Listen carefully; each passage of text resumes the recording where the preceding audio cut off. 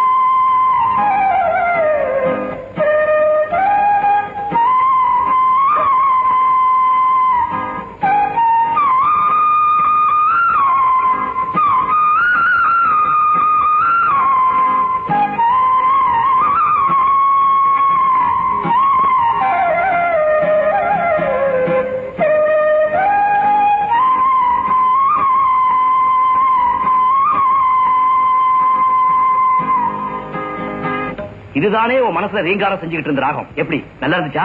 ரொம்ப நல்லா இருக்கு. ஆனா இந்த ராகம் இல்லையா மனசுல இருக்கிறது. பேசாம தோல்வி ஒத்துக்காங்க. அந்த ராகம் என்னன்னு நானே பாடி காட்டுறேன். வேண்டாம் ராதா, அந்த கிருஷ்ணன் என்ன வேடிக்கை பாக்குறான். ராதா, நாளைக்கு கண்டிப்பா அந்த ராகத்தை ஆடுவேன்.